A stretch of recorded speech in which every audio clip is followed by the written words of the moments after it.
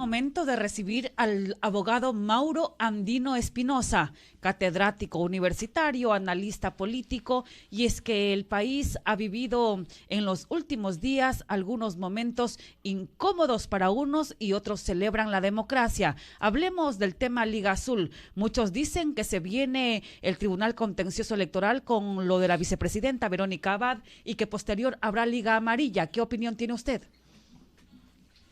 Muy buenos días, gracias por la invitación. Antes que nada, permítanme augurarle el mayor de los éxitos a la selección ecuatoriana de fútbol. Espero que este día alcancemos un resultado favorable. No es fácil, es bastante complejo. Brasil es el pentacampeón mundial, más allá de que no llegue en su mejor momento, pero en el fútbol todo es posible, así como en la política. Así que espero que Ecuador dé una sorpresa y nos regale una alegría. Luego ya sobre temas menos agradables y gratificantes, como son los temas políticos que lamentablemente se dan aquí en nuestro país, creo que hay que matizar las cosas. Respecto de la famosa y denominada Liga Azul, yo creo que es importante señalar o separar las aguas. Por un lado, creo que sí se vulneró el Código de la Democracia y más que el Código de la Democracia, la Ley Orgánica del Consejo de Participación Ciudadana. Ahí hay personas muy respetables, yo al mismo Augusto Verduga lo conozco, me parece que es una persona muy inteligente, brillante conceptualmente, pero creo que se equivocaron cuando se permitió que se haga un auspicio político frontal por parte de la Revolución Ciudadana en su momento y por parte del expresidente Correa. Creo que eso fue un error. Yo me permití leer toda la sentencia del juez Muñoz del Tribunal Contencioso Electoral y ahí hay una prueba que me parece es fundamental. No me refiero a publicaciones en Twitter, no me refiero a posts en Facebook, no me refiero a infografías, sino que me refiero a un evento puntual de un evento electoral en el transcurso de esa campaña donde estaba toda la militancia y todos los candidatos de la Revolución Ciudadana en la provincia del Guayas y ahí de forma simultánea se transmite también ante la multitud, ante las masas, la propaganda, también la publicidad de los miembros de la Liga Azul, auspiciados directamente en ese evento partidario, en ese mitin político por la RC. Repito, a mí me apena mucho porque yo conozco a Augusto, perdón, creo que dije Abraham, al hermano Augusto, pero la ley está ahí para respetarse. Ahora, ¿por qué decía yo?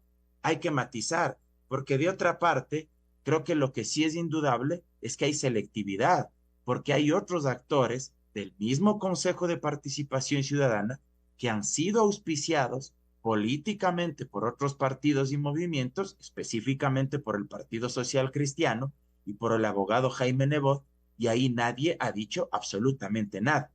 Por ahí he escuchado que existe una denuncia en contra de quienes fueron auspiciados por el social cristianismo, pero hasta el día de hoy eso en cambio no se ha evacuado, no ha avanzado y ha dormido el sueño eterno de los justos. Entonces, si es que hay que ser justos con unos, me parece que hay que ser justos con todos y hay que aplicar con rigurosidad la ley para que nadie la incumpla. El problema es que aquí observamos que tenemos árbitros electorales que no son imparciales y el Tribunal Contencioso Electoral es uno de ellos. Tanto es así que en el caso de Verónica Abad y en el caso de Daniel Noboa, por las denuncias que mutuamente se han ido poniendo, bueno, igual hay mucha selectividad y hay mucha injerencia política por parte de distintos actores interesados, empezando por el propio Daniel Noboa.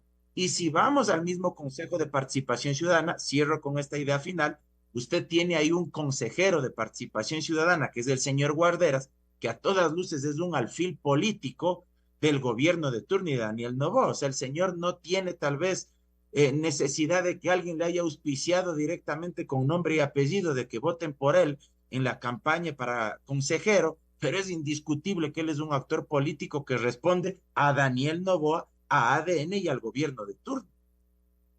Con 42 minutos celebro su postura, doctor Mauro Andino Espinosa.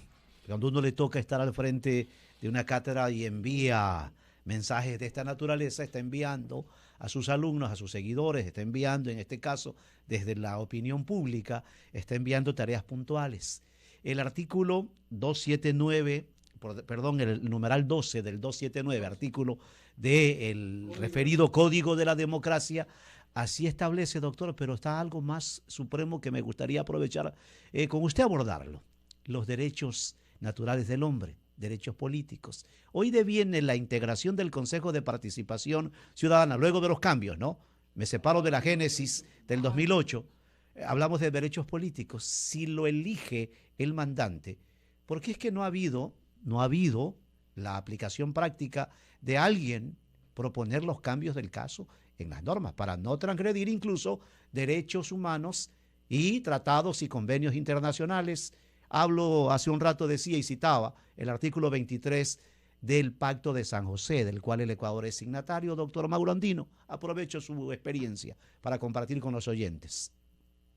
Efectivamente, Roberto, mire, si es que existiera alguna incompatibilidad entre las normas jurídicas de la legislación ecuatoriana, específicamente alguna disposición del Código de la Democracia, como usted acaba de señalar, si es que existiera alguna incompatibilidad con nuestra Constitución o con la propia Convención Americana de Derechos Humanos, como potencialmente sea el caso, bueno, se debería demandar la inconstitucionalidad de esas normas ante la propia Corte Constitucional.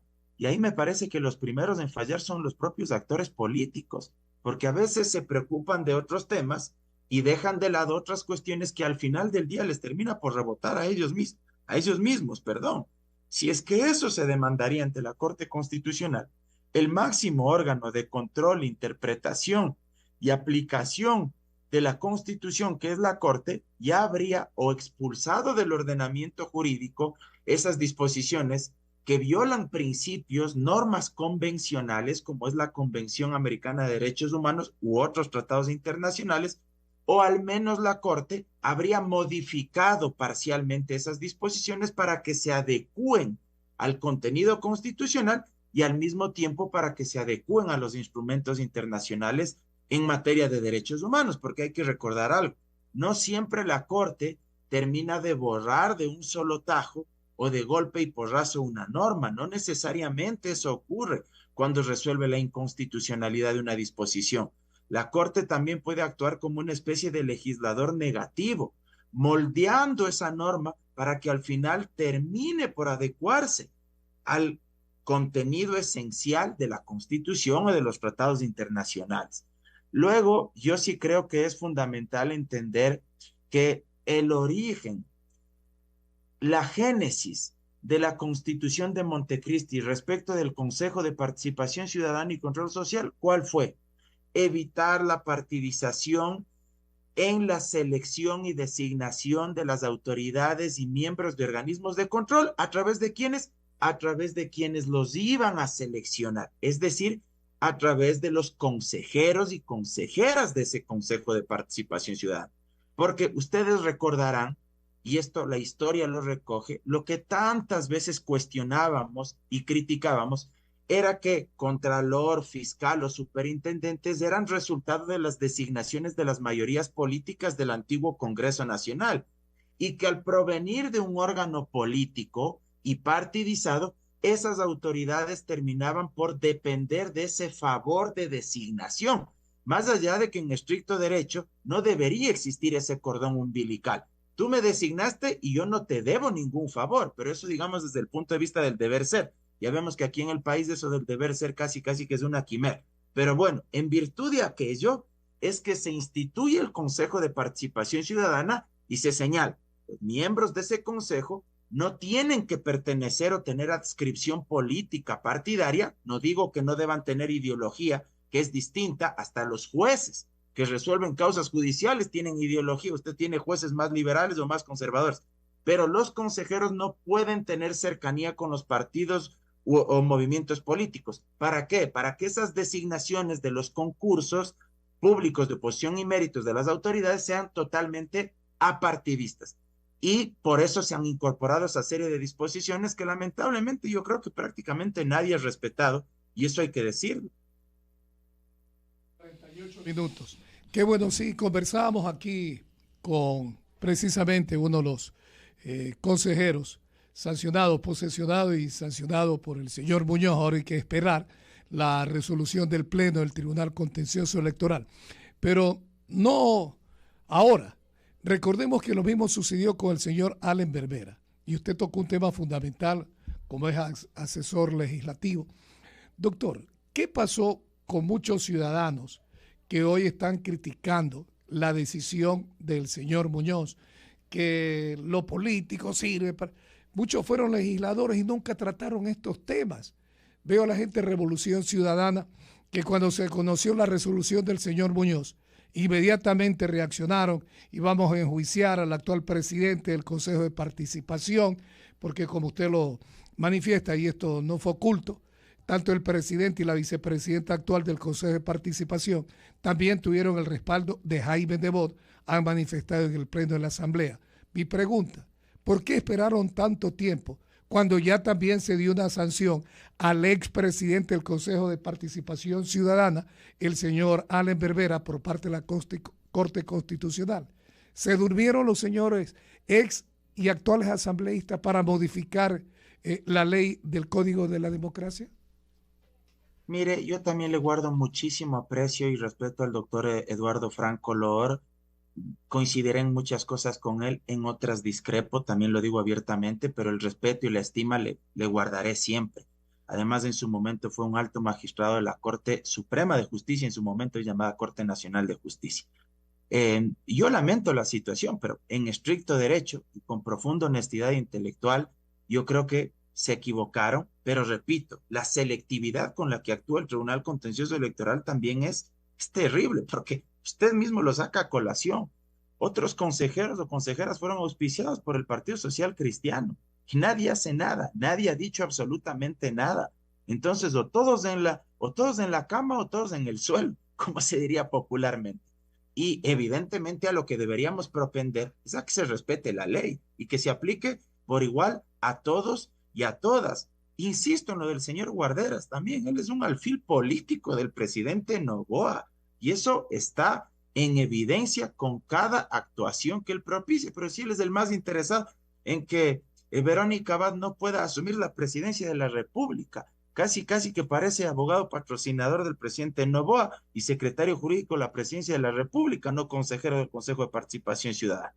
Pero ya sobre el otro tema que igual usted me planteaba, en su momento yo también tuve una posición crítica, que incluso me costó ahí algunos cruces con determinados actores políticos, cuando yo anticipé que esa intención de fiscalizar desde la ciudadanía la evaluación y posterior designación de los nuevos jueces y juezas de la Corte Constitucional, los que hasta el día de hoy algunos de ellos se mantienen en funciones, les iba a acarrear problemas. Yo me acuerdo que escribí un post largo, una reflexión jurídica y al mismo tiempo política, porque recuerdo que esos hechos se dieron en plena campaña electoral el año pasado, cuando Luisa González estaba enfrentando una segunda vuelta, si mi memoria no me falla. Y yo decía que jurídicamente no había cómo, más allá de que ese dictamen de la Corte Constitucional que blindó las decisiones de Trujillo me parecía una barbaridad. O sea, ese dictamen a mí me parece espurio, pero al fin y al cabo es un dictamen.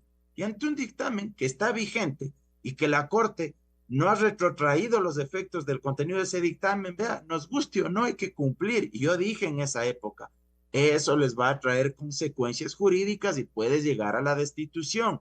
Pero además en lo político, ¿de qué le sirve a la Revolución Ciudadana meterse en plena segunda vuelta? ¿En qué le ayuda a Luisa González meterse a querer evaluar si se designó bien o mal a los jueces de la Corte Constitucional? Yo decía, en nada. Y tarde, y más temprano que tarde, sucedió lo que no quiero echarme flores, pero yo había anticipado y le terminaron por destituir al doctor Allen Berbera. Luego de eso me parece que debieron haber legislado si querían corregir determinadas disposiciones, pero se les durmió el diablo también, como se dice popularmente. 52 minutos. Doctor Mauro Andino, tema del reglamento para la Fiscalía General de la Nación. Dura pugna al interior del Consejo de Participación Ciudadana. 3 borradores y hay una propuesta que hay que recurrir a una veeduría internacional, que no hay gente preparada, no hay profesionales honestos en el Ecuador que tienen que recurrir a apoyos internacionales. Mire, usted acaba de topar otro tema que me parece es el meollo también de esta sentencia muy célere, muy expedita que dicta el juez Muñoz. Y creo que más allá de que ya he hecho yo mis valoraciones jurídicas al respecto, creo que indudablemente también hay una altísima connotación política, no solo por la selectividad, porque a otros no se ha aplicado la ley con casos idénticos, sino por este tema de la Fiscalía General del Estado. O sea, también ahí no podemos tapar el sol con un dedo, no vamos a ocultar algo que creo que a todas luces desde lo político es inobjetable, y es que hay una disputa encarnizada por el tema del concurso público de posición y méritos para designar fiscal general que reemplazará, a la señora Diana Salazar. Y el reglamento, que yo a grosso modo lo había revisado, me parecía muy bien construido. O sea, yo creo que ahí, en cambio, por ejemplo, Augusto Verduga había hecho una propuesta bastante loable, una estructura normativa reglamentaria bastante transparente que mejoraba un montón de situaciones que en concursos anteriores y que en el propio concurso donde fue designada Diana Salazar, y acuérdense ustedes de ese famoso examen oral en el que le pusieron la nota máxima y sin embargo en el examen escrito creo que sacó 10/20 y de ahí nace pues ese mote que le pusieron, pero este reglamento precisamente evitaba y corregía ese tipo de distorsiones para que el concurso sea mucho más transparente. Pero bueno, justo se da esta situación, se da el problema con el consejero Guarderas y vea, los tiempos judiciales coinciden con los tiempos políticos. Entonces, claro, aunque se esté respetando y aplicando bien la ley, el problema es que se enrarece con todos estos hechos. La ley termina por ser usada como una especie de herramienta de gestión política o de vendetta política. Entonces, eso es lo que también hay que cuestionar. Y finalmente, yo sí creo, entiendo su cuestionamiento de por qué tenemos que recurrir a veedurías internacionales, pero yo sí creo que en estos momentos la situación del país es tan lamentable que no hay instituciones. O sea, es triste decirlo, pero la institucionalidad está en soletas. Yo tampoco soy amigo de las veedurías internacionales porque eso me suena mucho a domesticación, a sumisión, como si fuésemos unos niños chiquitos y no tendríamos la capacidad suficiente para ¿Qué poder pasa tomar con la nuestras Academia propias Ecuatoriana decisiones. entonces, doctor? A eso iba, Claro que pero fíjese usted acaba de dar en el clavo, me quita las palabras de la lengua. Vea, el problema es que aquí la academia tampoco se involucra. Y no solo en este tema, yo vengo insistiendo desde hace mucho tiempo atrás, yo vengo vea, de la Universidad Politécnica Salesiana, de la Universidad Internacional, he dado clases en pregrado, en posgrado, he tenido la suerte, el honor de que me consideren ahí para dar clases. Pero yo sí veo que los claustros universitarios han permanecido alejados de los asuntos públicos, no han querido mojarse el poncho, no han querido participar. Y muchos claustros académicos también, principalmente entidades del sector privado, las grandes universidades, perdón lo que voy a decir, pero algunas de ellas también se han convertido en claustros ideológicos. Y ojo, yo no digo que los académicos no tengamos una corriente filosófica, principios y valores, ideología sobre cómo vemos el Estado, la sociedad, el mundo, pero es muy distinto a ideologizar o a imponer una sola corriente de pensamiento a los estudiantes.